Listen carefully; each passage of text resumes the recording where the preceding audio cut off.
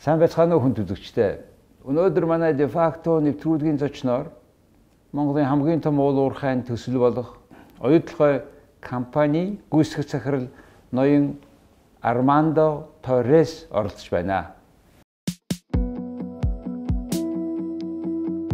Армандо Торрес, аюулгүй компанийн гүйцэтгэх захирал. Армандо Торрес нь Бразил улсын Сан Паулогийн их сургуулийг магистрийн зэрэгтээ төгссөн процессинг инженер мэргэжилтэй. Тэрээр 2017 оны 5 дугаар сараас аюулгүй компанийн гүйцэтгэх захирлаар 2016 оноос эхлэн аюулгүй компани туузын гишүүнээр тус тус ажиллаж байна. Тэрээр Риотинтод боксит хөнгөн цагааны үйл ажиллагаа хариуцсан захирлаар 2011 онд нэгдэн орж Австрали, Канада болон олон улс дахь үйл ажиллагаа хариуцсан ажиллаж байв. 2016 оны 3 дугаар сараас Риотинтогийн хөнгөн цагааны группэд үйл ажиллагаа өөрчлөлт хариуцсан захирлаар ажиллаж байсан.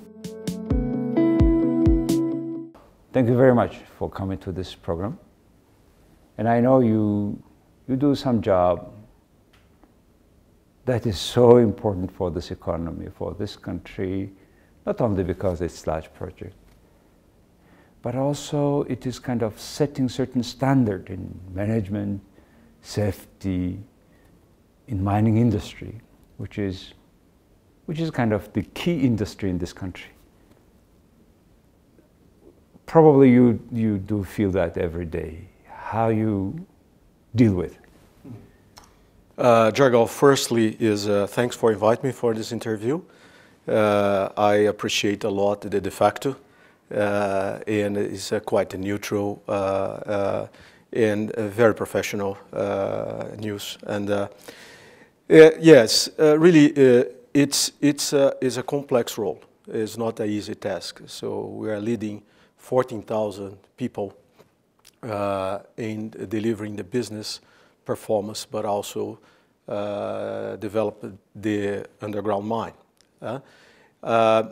And all of our activities and every day we need to do according our values, according the highest level of integrity, but at the same time, really balancing the focus on safety, on people development, generate cash and profits, treat the money of shareholders with responsibility. Really always continues our dialogue and with our partners, develop the national content in Mongolia and ensure that the project will succeed.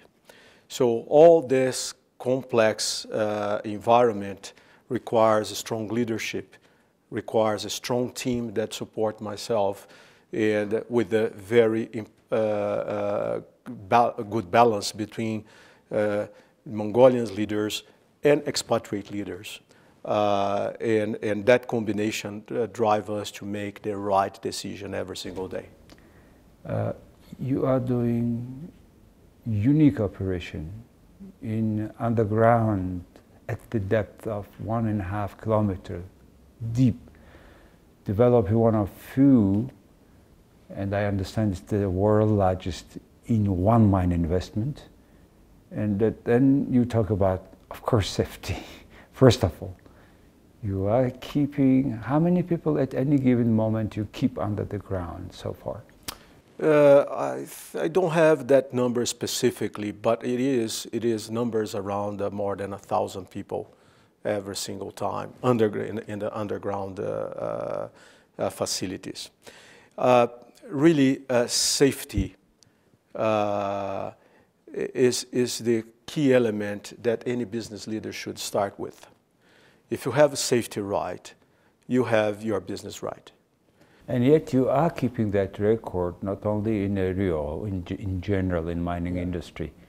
So what is the key in that to have, you know, everybody, there is a rules, people tend to forget the rules, and how do you make sure that there is really the sort of safety regularity? Yeah, so safety really for us to deliver successful results in safety. Firstly, start with the employee engagement. You need to engage employees, and they need to understand the value of safety for themselves. And the engagement comes with training and comes with strong leadership visibility. The second part really is develop our leaders, but our leaders need to be visible on the floor, coaching and guiding our employees all time, really to ensure that they are following the procedures and they are following the safety systems. And therefore, really, we create a culture. And that culture really you consolidate over time. It's like seat belts. So many countries in the past really they were in a transition, and now we can see that many countries really is a natural. People when they sit in their car, they put natural the seat belt because you reach the culture, you change the mindset. But really to reach that point, it's a lot of work, a lot of training, a lot of engagement, and a lot of visibility of our leadership. And it's not punishing people that you resolve and that you change the culture, but really is how you bring them as part of the journey. Wow. And now you have 14,000 people, and I understand 95% Mongolians. What is a requirement usually? Do you, particular in the human resource policy, put certain standard in, or you by certain criteria and make them into your rules, standards? Well, it's very important to have a very good selection process to ensure that we are hiring capable people. In cases that we have gaps, we need to close the gaps with additional training. But we need to bring all these people under our HR's human resources standards, and our safety standards and our safety systems. So there's like a induction process to the people, to all workers and contractors understand the way we work. And therefore, really, we reinforce all time to ensure that they are behaving and responding according to those standards. And therefore, you create a discipline. And you create a discipline, but with respect and with motivation, with their participation. So then they feel part of the business. And just to share with you, we have one of the best employee engagement score in the mining industry because the people feel respected and part of the business. Of course, there's opportunity for improvement. It's a big business, large workforce. We have some areas for improvement, and we are working on those areas as well to ensure that we improve year on year. But if everything goes as you are planning, which is in your business plan, which is accepted, approved by the 12 or so financial institutions who borrowed you money because you have to complete this project on time. Mm-hmm. If ideally things goes, it should go, by which date underground mine start producing the ore? Mm-hmm. Really, Jargal, you have visited our facility and you understand that it's a complex project, large scale, and as you just mentioned, so we are developing the shaft 2 with one of the largest shaft in the globe. That is going to be 1.2 kilometers depth, equivalent of 12 Blue Sky towers. Mm-hmm. How many? 12. 12 Blue Sky towers deep, okay. Deep. Shafts, okay. Shaft. And that will transport more than 200 people every one single trip. And equipments, and at the same time moving production from underground. So 200 kilometers of tunnels in the end, but the first stage, 50 kilometers of tunnels. So that complexity really is a tight schedule and a tight budget. And you are aiming really to deliver the first production of underground by mid-2020. And therefore, we are going to ramp up the production, and we're expecting to reach the peak production of the underground mine by 2027. 2027? Yes. Peak. Peak means, what is the volume?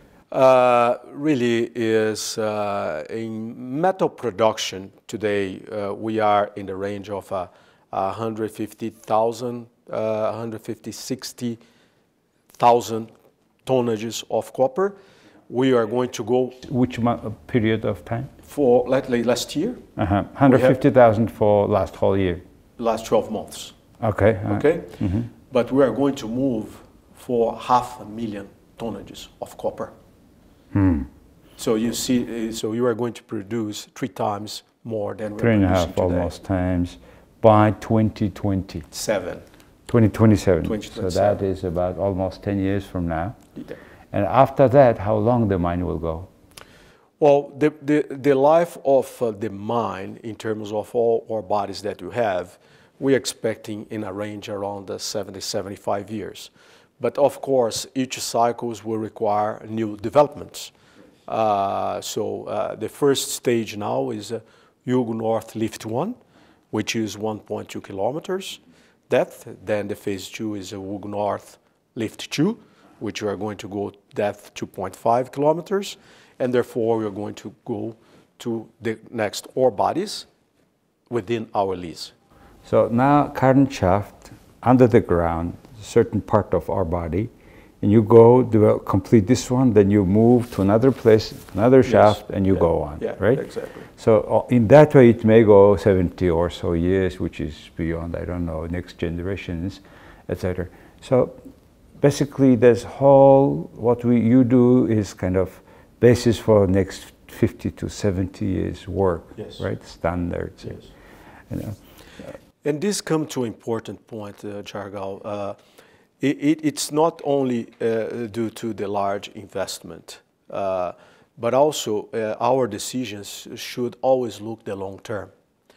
I have been in the mine industry for 28 years and 20 years in leadership positions, leading business in several continents, South America, North America, Oceania, Europe, and now pleased to be this opportunity here in Asia. But the environment always drives you to take short-term decisions. But those short-term decisions can jeopardize the long-term future. And in a mining industry, you need to take decisions to ensure the prosperity of the long-term future. And our leadership and our decisions are always to protect the long-term vision, the long-term prosperity. Because one thing is, this project, for example, OT, is not only for the Mongolian children right now. This project is to the Mongolian grandchildren and the Mongolian great-grandchildren. So our decisions here this I think is we have a huge responsibility, all of us, because our decisions here can impact in the great-grandchildren of Mongolia in future. So what we needed to work through is what legacy we will deliver and how our decisions need to be in direction that you are protecting the sustainability of this business at long-term future. Understand. That's why this culture you try to create, consolidate, is taking so much effort, and it's going well. Now let's talk about a bit part of investment. Rio is a public company. You own through OT, another turquoise hill company, registered in North America. Public company also, you can buy share. Everybody can buy share. And today the share price is about $2.5 US or so. It was a time when it was 12 or so. And it's a public company. What are your commitment to your shareholders, which is ordinary teachers in the US, everywhere, or somebody's pension money. So if there is a single small news that make them discomfort feeling, then they will sell it, right? So what's that commitment in front of your shareholders? Really, our leadership needs to be translated in a responsible business. We need to operate with the highest level of integrity. We need to treat the money of our shareholders with responsibility. You needed to develop the owner's mindset in your business. At the same time, really, today is not enough. You have an efficient business, but also you needed to be social responsible. You need to have corporate citizenship responsibility as well. So it's very important that we ensure that you are not only developing human capability within our business, but you are developing human capability outside your business, because credibility is everything today. And although our actions really must translate every single minute in credibility. And therefore, we will attract more investment. But if your credibility is in risk, you can impact the future of your business.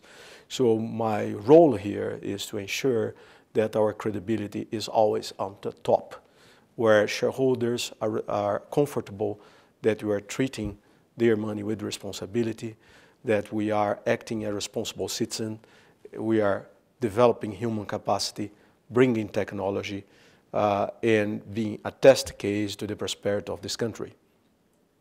Speaking about this creditability, now at the moment, there are several working group or inspection groups of Mongolia in the site, from the government, from the parliament, from auditors. Why they would come all at the same time? What is your take? What I would see is, Jargal, is OT is a complex business, large scale, huge investment, and everyone here in Mongolia is learning with the implementation of this such large investment. And as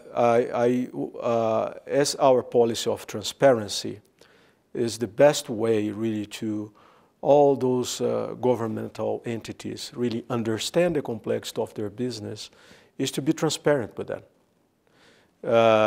So we are working in an open way, the most transparent way, really to provide information to those entities and people, really to they understand the complexity and how we are implementing this project here in Mongolia.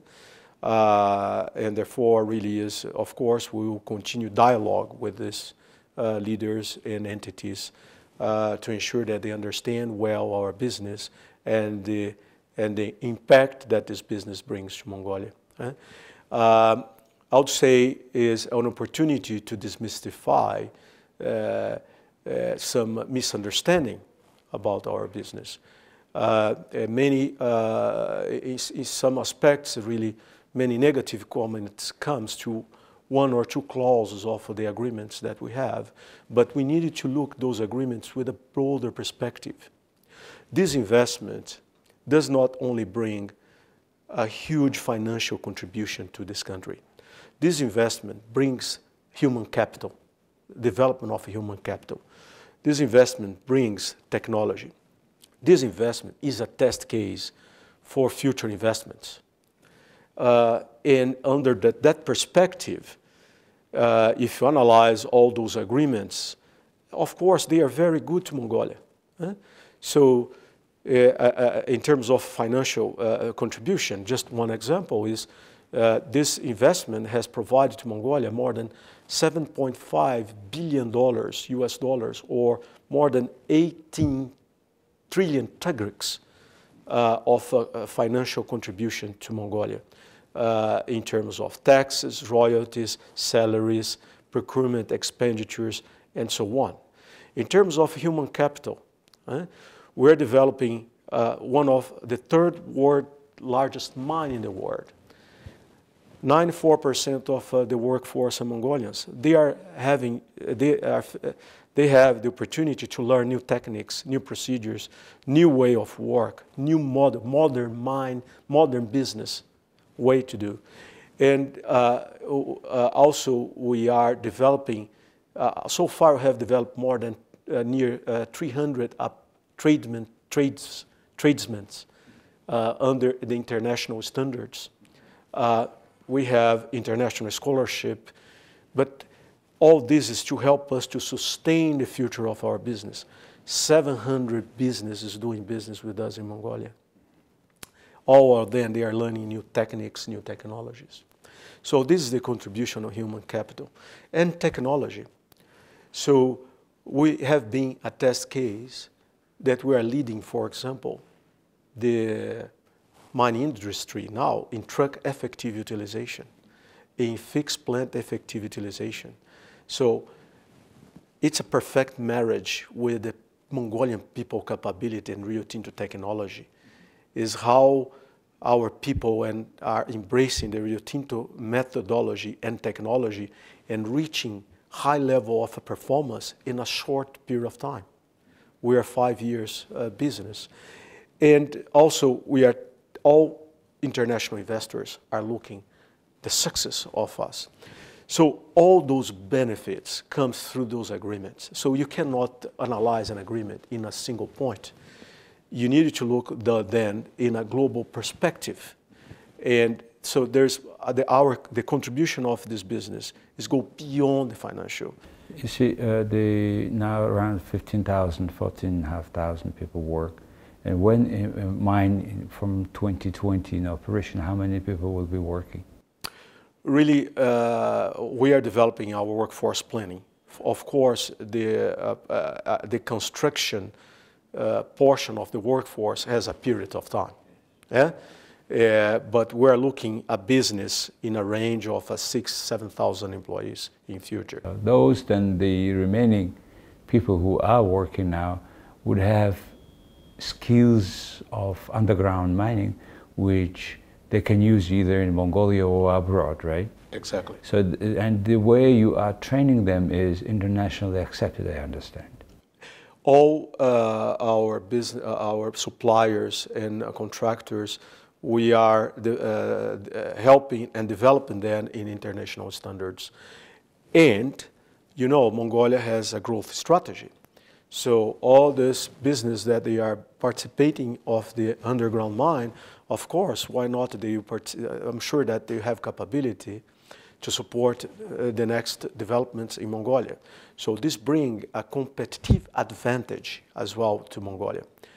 We could have the option to decide, okay, we'll bring overseas contractor companies and do with foreign people.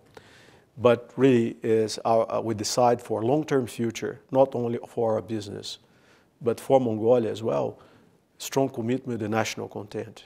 So the construction workforce today has 90% Mongolian workforce. Mm-hmm. This is a unique skills that otherwise hard to develop. Yes. And it happened now, and these people can have a chance to work not only other Rio projects, but all around the world for other projects. In that sense, do you have any Mongolians working in another? I know we have a Mongolian at the second level of your management, Mr. Bald, but the lower other level, Mongolian professionals, do you see any kind of trend where Mongolian professionals are being involved in real worldwide operations? It's a very interesting question. Once again, one thing that most impressed me here is the capability of the Mongolian people, but lacks experience. And our project is closing that gap with experience. And more we are observing promotions overseas with our Mongolian people here really being exposed and being working overseas for training or for really career path. And that is increasing not only in our business, but we have observed that contractor companies or suppliers, they are enjoying as well to attract Mongolian professionals to work in their overseas business as well. That trend is growing and it will continue. That's very positive and important trend for Mongolian professionals, because finally they are paid like the professionals anywhere in the world.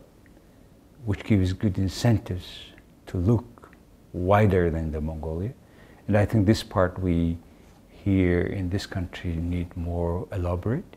In particular, mining logistics being one of the important competitiveness of Mongolia could do further job, and I think it's a time to plan now what kind of opportunities the country can give these people who has this experience and who can work in other countries. So I think it is some aspect we tend to forget under this whole investigations, on the agreements, on this imprisonment, unfortunately, what's happening. Armando, my last part of questions is about you. You are Brazilian, from a developing country, engineer that made career in the mining industry, and you have been working all around the world in alcohol business, right? And what is the importance for a developing country, a mine like толгой, not only economic perspective, but in terms of competitiveness, not only in mining industry, of course. How you see, how do you feel, do we use that opportunity properly? Dragal, if I would, with my experience really leading several business across the globe, if I could see is Mongolia has a huge potential. Mongolia has the resources, and you have a big market near us. Okay, so first really is Mongolia needs to be focused on its strengths. Address the weakness, but focus on the strengths. So promote the strengths, help the strengths to succeed. Which means is the resource sector, I would say, is the main engine. Of course, the diversification of the economy is important as follow the resource industry. But really, I would say really there's three important components really to ensure that you continue the development of the country. Is firstly, all of us need investors. Okay, we cannot really develop any business without investors. That's why it's developing country. Yeah. Still need investment. Yeah, so it still needs investment. And to attract investment, with my experiences, there's three important components in my view. The first component is the country honor its agreements.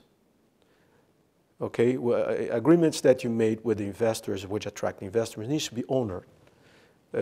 Should not be changed. Should not be challenged later, because investors really needs a certain certainty of stability.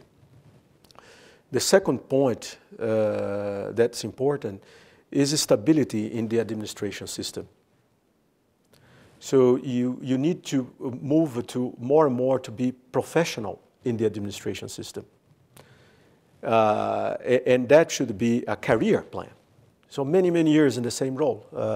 And that stability in the administration system will drive us in a stable regulatory framework. Then really give also regulatory stability for investment. And the third point is walk the talk. If we are going overseas to attract investors, the investors are looking at our attitudes and behaviors every single day. So our behaviors and attitudes as business leaders, as political leaders, needs to be walk and talk, because otherwise will not build credibility. Do what you talk. Great. Before that, this is three important things for investors, but you said for competitiveness we need another three things. One is investment. I would say the second important point is the economic model should have a common agreement by our political parties. And therefore, really the political, who is in control on that specific political cycle will be measured by the implementation of the economic model. And that really, and that I would say, performance of that leadership would be measured by how well is the plan is implemented, but with a very really transparency with the public. And the third point that I would say really is all those aspects really we need really to continue to promote or support the success of private sector. Okay, so this private sector is crucial for the future of any country, and really create an environment that provides confidence to the private sector leaders, that they are comfortable really to invest, to take more risks. It is crucial. So that would be what I could share is my experience in coming from an emerging country, key aspects really for the economical development.